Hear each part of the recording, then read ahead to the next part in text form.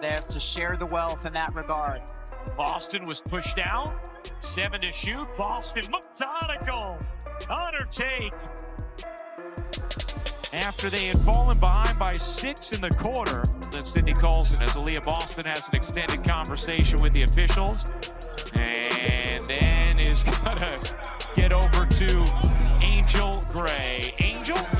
Aaliyah Boston walked off the court visibly frustrated. The Indiana Fever had just lost a game they should have won, a game that slipped through their fingers in the final seconds. They had clawed back from 17 points down against Dallas, despite being without Caitlin Clark, Sydney Colson, and Ari McDonald. Their entire point guard rotation was gone, yet they had the lead late, the momentum, and a real shot at a season-defining win. Then, it vanished. On one rushed possession, a missed shot, and controversial officiating. Post-game, Boston's words were short, direct, and summed it up better than anything else. We need better focus. Simple, honest, and loaded with meaning.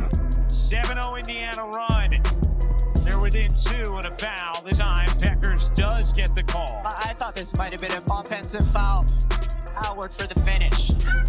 Indiana's considering challenging this call, but they will not, as Peckers gets free. When your top 3-point guards are out, how do you run an offense? For Indiana, this wasn't a theoretical problem. It was their reality. It started days before this game during a brutal stretch against Phoenix. In a matter of minutes, Sydney Colson tore her ACL and Ari McDonald fractured her foot, both injuries season-ending. With Caitlin Clark already sidelined since July with a groin issue, Indiana was left with no true point guards. That meant no one to handle pressure, no floor general to organize sets, and no clear answer for how to initiate the offense without risking constant turnovers. The ripple effects were immediate.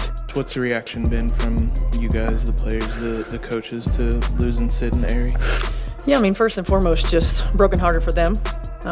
They're two really good people that you hate to see this happen to. They've been an integral part of what we've been doing, and so hate it for them.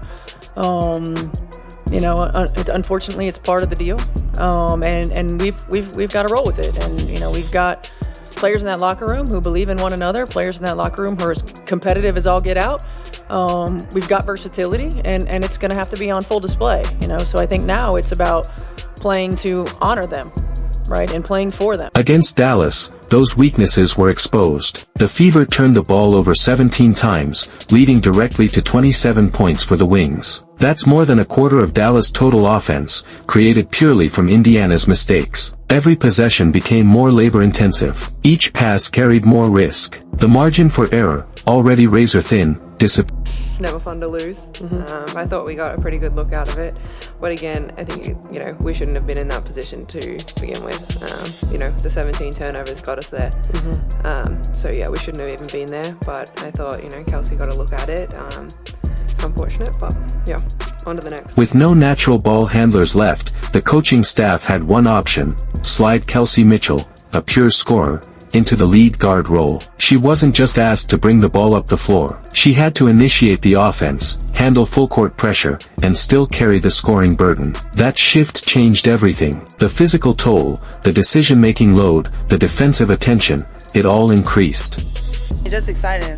I mean, I know that Indiana is a great organization, and just to be a part of it and just to be here with the great players that I'm going to be playing with, I mean, this is a great opportunity. I'm just happy to be here. What's the most important thing for you in a situation like this to just get acclimated, just to kind of get your feet under you and feel your way around the new spot here? It's not my first time just coming to a new team and coming in and just being me. The biggest thing is just doing what I do best. Playing defense, playing hard, doing whatever the team needs. Obviously, I know they've been down with the injuries. Prayers up for Sid and Ari. Love them both.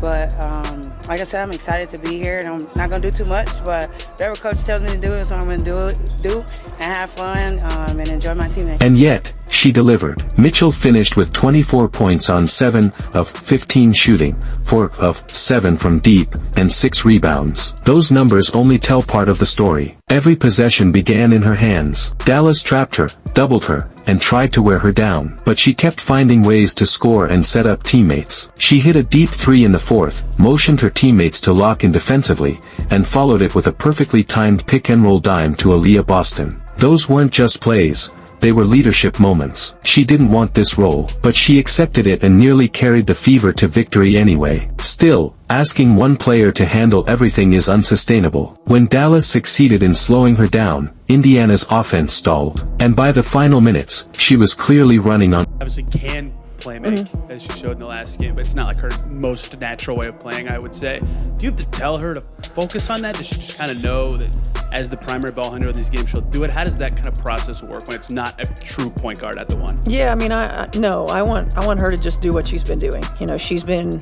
excellent all year long.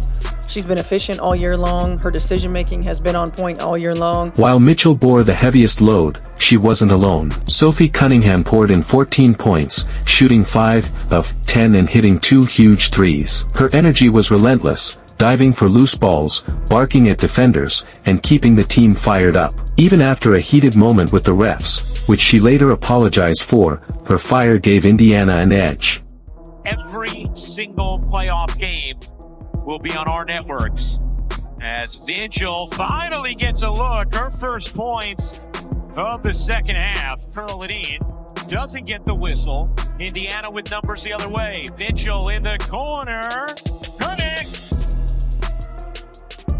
Big game from Aisha Hines-Allen off the bench. Mitchell sprints into the lane. Finds Cunningham. She got it. On a 3, and it's a single-digit deficit. Mitchell trying to create with 5 to shoot.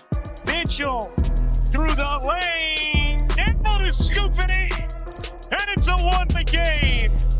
Arch right, but you know she loves to go left. How many defenders try to come over and help about 3 and still able to scoop it up and in?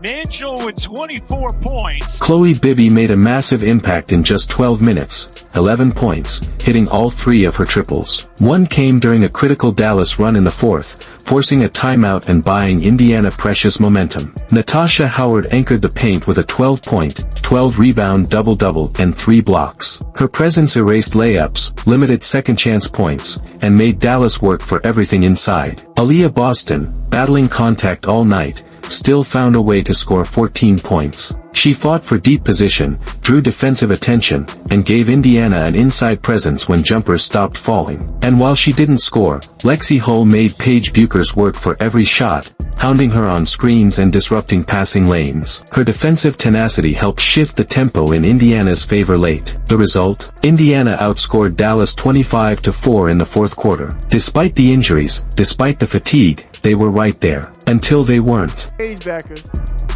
putting her hands on Sophie to shove her up. You see Sophie's hand in the air. Both hands are in the air right here. And Paige Buchers is shoving. She is shoving her clean off. Boom. Pushed her right into Howard. Pushed her into Howard. Now she's wide open and waiting for a pass like she just didn't do anything. Like she just didn't do anything. Wide open down here. Look at her. And then all of a sudden you get the whistle. And look at the ref. You see the ref? You see the ref right here. Calling the foul. And guess who the foul was on? Sophie Cunningham. Yeah, I mean, I think it was a physical game, you know. I think there's a double standard in how people get their calls. I think Kelsey Mitchell, number one, is held or chucked on every freaking possession and never gets a call off the ball. I think Aaliyah Boston is the worst officiated post player in the league. She never gets a call. And you know, there's a double standard there, certainly. But you know, again, if it's going to be physical and you're gonna allow us to be physical, then allow both teams to be physical. If you're going to call the holds and you're going to call the chucks, and you're going to then call it both ways. So I mean, I think that we've been pretty consistent in what we're asking for, and I didn't feel like it was consistent, especially for those two. I think you could call a foul every time down the floor for those two. What do you think? Should Stephanie White have used the timeout sooner? Was the officiating inconsistent enough to decide the outcome? Drop your thoughts below. And if you're a Fever fan riding every high and low, make sure to like, subscribe, and turn on notifications so you don't miss the next one.